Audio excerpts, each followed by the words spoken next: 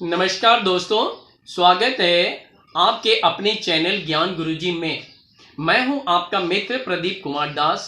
स्वागत करता हूं आप सबका मेरे वीडियो के छठे भाग में। तो बिना किसी देर के शुरू करते हैं आज का वीडियो।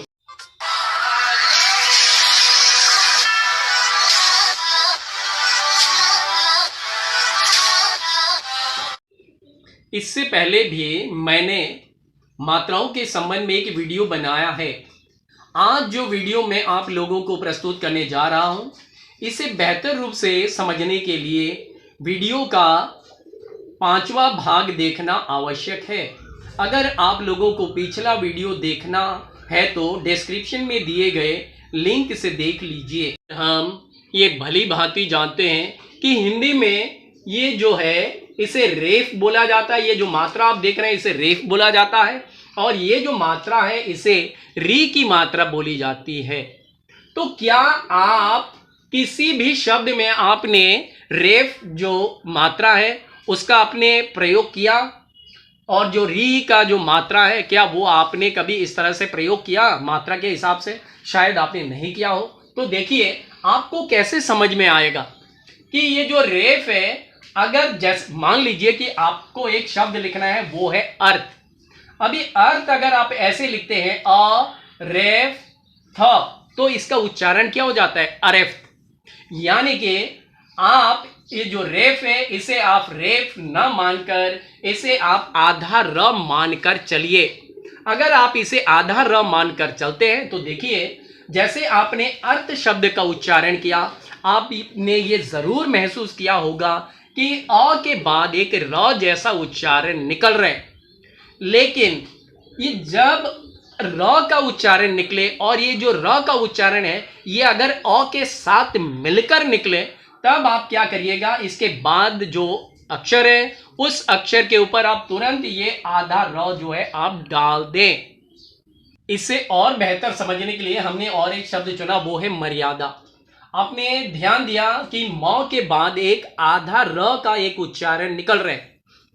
तो जब शब्द उच्चारण करते समय अगर आधा र का साउंड यानी कि आधा र का जो उच्चारण है वो अ के साथ मिलकर निकले, तो आप तुरंत उसे इसके बाद वाले अक्षर के ऊपर में डाल दें।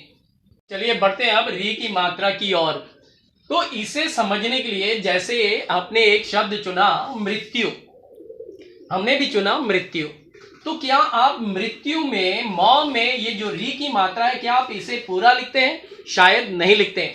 तो ये जो री है इसे, ये जो मात्रा है, शायद आपको दिखाई दे रहा है, ये जो मात्रा है इसे आप री की मात्रा मानकर चलें।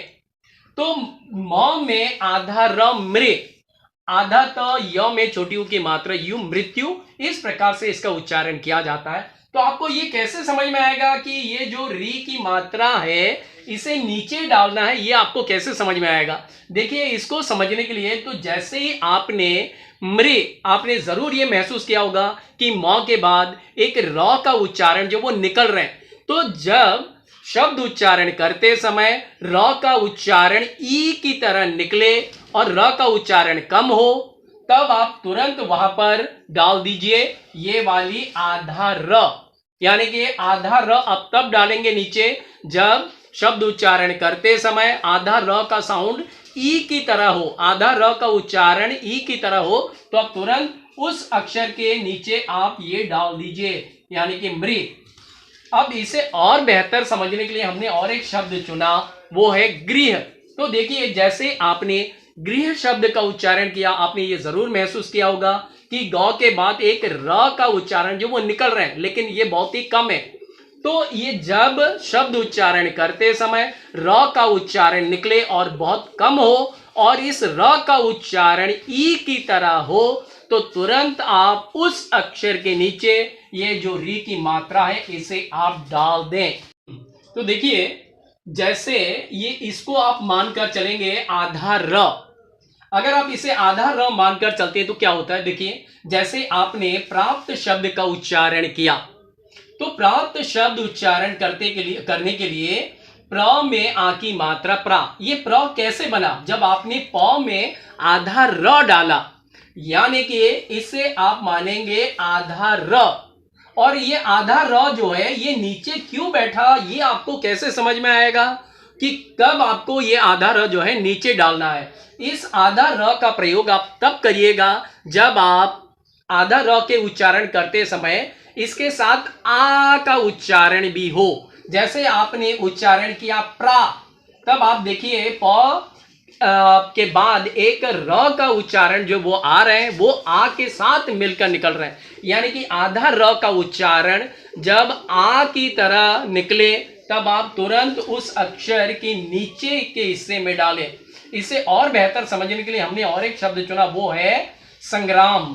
तो देखिए जैसे आपने संग्राम यानी कि ग में पहुंचने के साथ साथ एक र जैसा उच्चारण निकला, तो र जैसे उच्चारण यहां पर नीचे ये जो रेखा खींचा गया है इसे आप मानकर चलिए र। तो ये नीचे बैठेगा, ये आपको कैसे समझ में आएगा? ये र नीचे तब बैठेगा जब इसका उच्चारण आ की तरह निकले। अधिक जानकारी के लिए आप लोग इस नंबर पर संपर्क कर सकते हैं। अगर आप लोगों को मेरा वीडियो पसंद आया हो तो वीडियो को लाइक करना, चैनल पर नए हो तो सब्सक्राइब करना।